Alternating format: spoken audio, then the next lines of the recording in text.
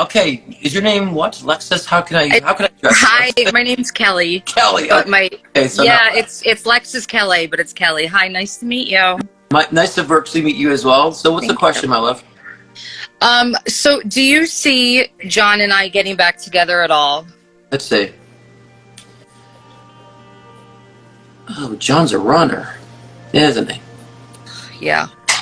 He's a runner. Okay, let me see. I want to see why. You know, what's his triggers? What's going on with the dynamic? My love, you're changing too much for this individual. I have to say, you're accommodating too much for this individual. You're putting yourself last too much. You have to stop that because he's taking advantage of that. The thing is, I don't want to use the word narcissist because that's been so sensationalized because I would now throw that out on anybody. What I want to say is there's a commitment issue to where he finds commitment in the push and pull, hold and drop, hold and drop, hold and drop, because he knows that he can control it. And that's the only way that he can find he has control. You keep changing, you keep accommodating, and I'm saying, yeah, he'll come back, and he'll go again. Yeah, he'll come back, and then he'll go again. Yeah, he'll come back, and then he'll go again. He repeats that. He enjoys the control of this. Again, I'm not saying to try to bash him by any means. I'm just trying to assess this. I just think he has father issues. I think he has issues with his dad coming and going too. I think he's repeating that pattern. And so, you know, he's had a very complacent mom and a mom that complained a lot. And so I think that he hasn't found proper balance growing up to now he's just exhibiting that in his relationships. So I think what you need to be doing is being okay with him being gone and watch how that's going to change. But you really have to, and I don't want to be very cliche about this, my love, but this is true. You have to start putting your self-worth as a priority. Right. And I've been doing that since February, so. Yeah, because I don't know if you're sober or dealt with addiction before, but I feel like he's bringing up compulsive energy that might be equivalent to addiction. So you might just be addicted to the circumstance. And maybe you've had situations before you've been addicted to relationships this way. He's pulling that addiction energy out of you. Yeah. Okay? Now, when I say addiction, I don't just mean drugs. Right. No, it's all of my relationships have been exactly where they like push and pull, and I'm always changing to adapt to try to make things better. You have to stop doing that because what you're saying is I'm a dumping ground. Yeah. And so if you think that, then you're going to attract people who are going to say, okay, I need a dumping ground. Because you do understand, I think you have to fantasize, and that's much in the sense of keeping it away from you. You have to realize that whatever you want is for you. And whatever you want is you. So when you want loyalty, you want compassion, that is you. And so it should be hard to meet someone just like you. Right. It should be easier. What you're doing now, you're taking the hard road right now by doing this. You don't realize that. The easy road is saying, yeah, just allowing someone who's like me. I just don't think you fathomed that because of your I would say your inherited behaviors from your past and childhood. You know, you had a mother and father who were very disconnected all the time, trying to make it work, but there's always a push and pull. So I get that with your parents, a constant push and pull.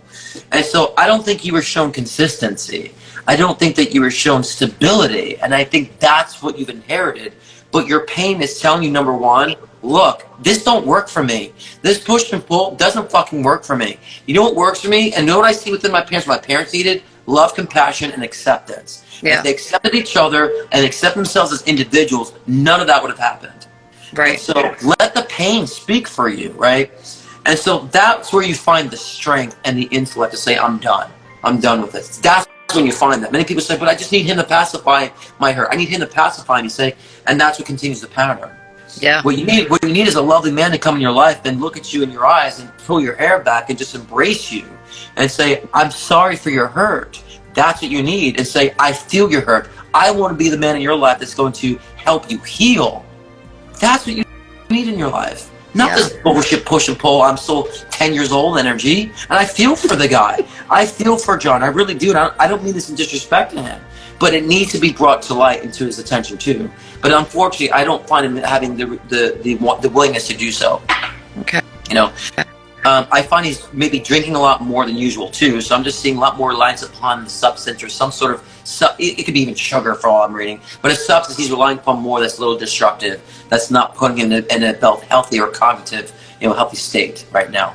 So I don't even think talking to him would do the world good either. Because he can be very hard-headed too. Very. So I just think that understand those are not qualities to love. So, you want someone. I know. I think it's hard for me to find somebody that I'm attracted to, and I'm so overly ridiculously attracted to him. Well, again, that's superficial. But you No, have to understand. No, I know. But you have to. But- And I want everybody in the room to listen to this, because a lot of people can be helped by your circumstance. A lot of people are going through your circumstance.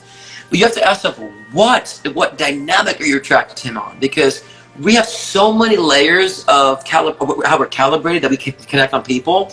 You're connecting on trauma. That's what's attracting you. You're not connecting on desires, aspirations. So I would say this is a trauma bonding situation. Yeah. So yes, that's going to feel very connected. And so just understand the human consciousness. We can connect to fucking anything. There's one time I thought I was in love with the lamp. You know what I'm saying? I fucking love this lamp. It's amazing. So we can connect with anything. So understand that great power we have, but also how much of a disservice it can be too. So you ask them, what am I attracted to? You can go deeper and realize you're not attracting on the healthier premises. You're attracting on the negative premises, which I like to say trauma bonding. Right. Yeah, you're right. Then when you realize this, that's where the change happens. You start ripping it off. But also redefining what you wanted because of your childhood and what you've experienced, what you've inherited, and recreating that. Okay.